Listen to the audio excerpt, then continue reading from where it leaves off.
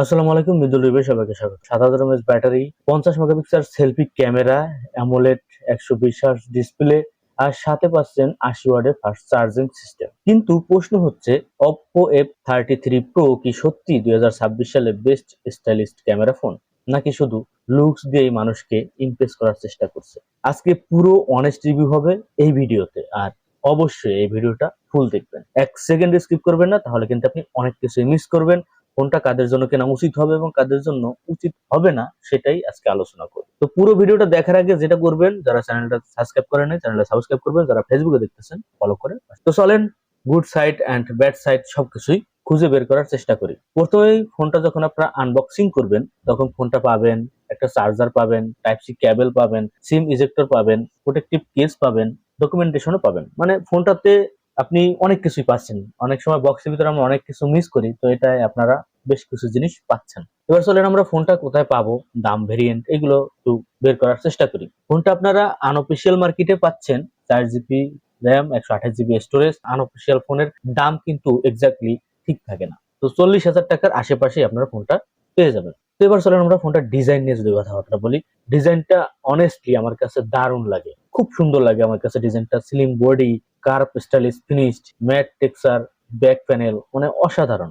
কালারও আপনারা কয়েকটা কালারে পেয়ে যাবেন, ministry forest, red colour, blue colour, কয়েকটাতেই আপনারা পেয়ে যাবেন। তাছাড়া ফোনটার ওয়েটে যদি আসি, 194 গ্রামের কাছাকাছি, হেভি কিন্তু না। কারণ ৭০০০ mAh একটা ব্যাটারিতে এইটুকু ওয়েট আমার কাছে মনে হয় যে তেমন কোনো ওয়েটই না। সবচেয়ে মজার বিষয় হচ্ছে IP68 বা IP69 কে ওয়াটার রেজিস্ট্যান্স আছে, মানে আপনি পানি থেকে ফোনটাকে যথেষ্ট সেফ দিবে। ডাস্ট প্রোটেক্টরও ভালো, দুটোই ঠিক আছে। তাছাড়া ফোনের আশেপাশে যদি একটু নজর দিই, বিল্ড কোয়ালিটিও যথেষ্ট। মিড রেঞ্জ ফোন হিসেবে একটা প্রিমিয়াম বিল্ড আপ পাচ্ছেন, যেটা অনেক শক্তপোক্ত আমি বলবো ফোনটা।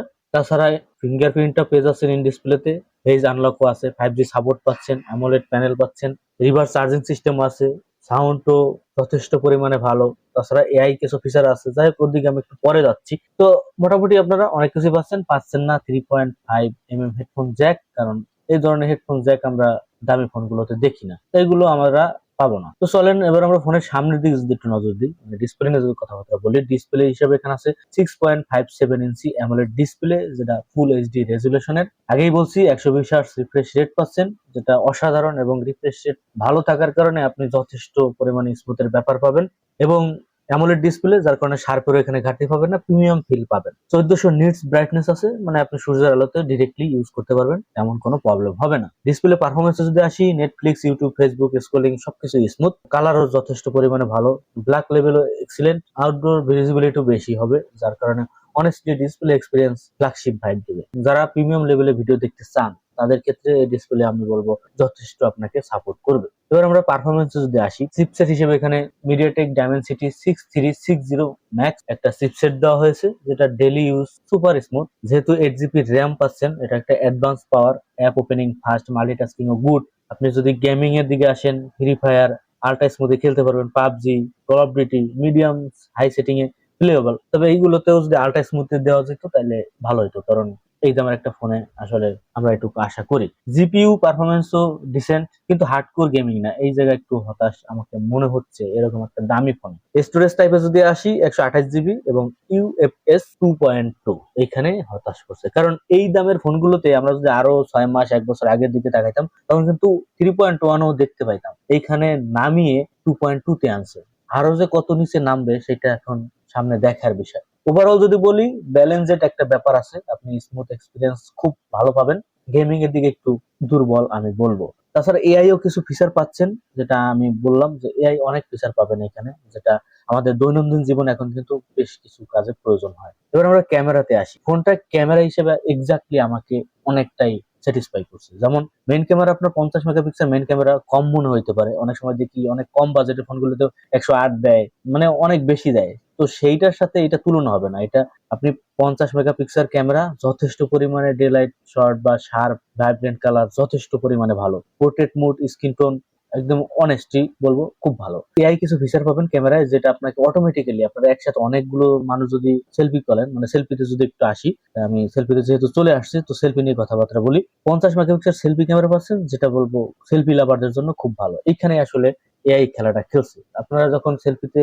অনেক সময় আমরা ছবি তুলি, একসাথে অনেক মানুষ থাকে, সেই জায়গা ও অটোমেটিক্যালি ডিটেক্ট করবে যে না, এখানে অনেকগুলো মানুষ আছে, আমাকে কি করতে হবে। আপনাকে জুম আউট বা একটু দূরে নিয়ে সবগুলো মানুষকে ফ্রেমে আনতে হবে এমন বিষয় না, ও একাই বুঝতে পারবে যে না, এতগুলো মানুষ ফ্রেমে আসতে চাচ্ছে, এদেরকে আমি নিয়ে আসি। এই বিষয়ে আপনাকে কিছুই করতে হবে না। তো এটা একটা খুব ভালো বিষয়। তো সেলফি হিসেবে যথেষ্ট পরিমাণে ভালো। যারা সেলফি লাভার আছেন তাদের জন্য আমি বলবো এই ফোনটা আপনারা চয়েস করতে পারেন। এবং যদি পারফরমেন্স আসি, কালার ন্যাচারাল সবকিছু ঠিক আছে, লো লাইটেও যথেষ্ট পরিমাণে ভালো ডিটেলস দেওয়ার চেষ্টা করে, বাট অতটা ফ্ল্যাগশিপ লেভেলে আমি বলবো না, একটু হতাশ। এখানে ভিডিও রেকর্ডিং 60 FPS পাচ্ছেন, যেটা স্টেবলও মোটামুটি যথেষ্ট ভালো। স্টেবলের দিক দিয়েও ভালো একটা স্টেবল এখানে পাচ্ছেন। এটা হলো ভালো। সোশ্যাল মিডিয়া কন্টেন্ট ক্রিয়েটরের জন্য ক্যামেরা সেটআপ বেশ ইউজফুল হবে। তো ক্যামেরা হিসেবে আমাকে ফোনটা হতাশ করেনি, ভালো করে। এবার আমরা ব্যাটারিতে যদি আসি, ব্যাটারি হিসেবে ওখানে আমাকে ভালো করছে। 7000 mAh ব্যাটারি দিচ্ছে, যেটা বলবো হেভি ইউজারদের জন্য অনেক ভালো। 1.5 থেকে 2 দিনের একটা ব্যাকআপ পাবেন। যারা নর্মাল ইউজ আছেন তারা 3 দিনের মতন একটা ব্যাকআপ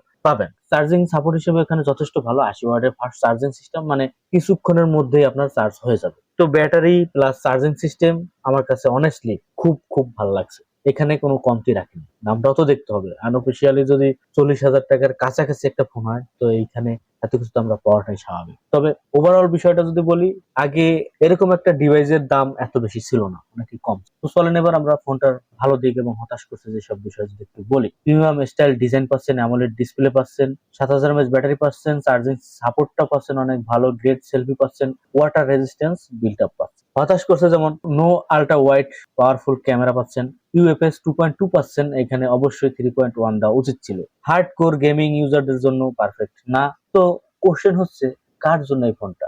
আপনি যদি চান স্টাইলিশ ফোন, বড় battery, great selfie, smooth display, fast charging, তাহলে Oppo F33 Pro আপনার জন্য। কিন্তু যদি আপনি চান গেমিং বেস্ট, তাহলে এরকম দামে আরো অনেক পাওয়ারফুল চিপসেট অপশনও কিন্তু আছে, সেটা আপনারা দেখতে পারেন। তো আপনার কাছে কি মনে হয়, আপনার অপশন কি? এই ফোনটা কি স্যামসাং নাকি ভিভোকে বড় ধরনের একটা কম্পিটিশনে যাইতে পারবে বা দিতে পারবে? কমেন্টে অবশ্যই জানাবেন। আর এমন অনেস্ট রিভিউ পেতে চাইলে চ্যানেলটা সাবস্ক্রাইব করবেন। যারা ফেসবুকে দেখতেছেন ফলো করবেন। আজকে এই পর্যন্তই। আসসালামু আলাইকুম।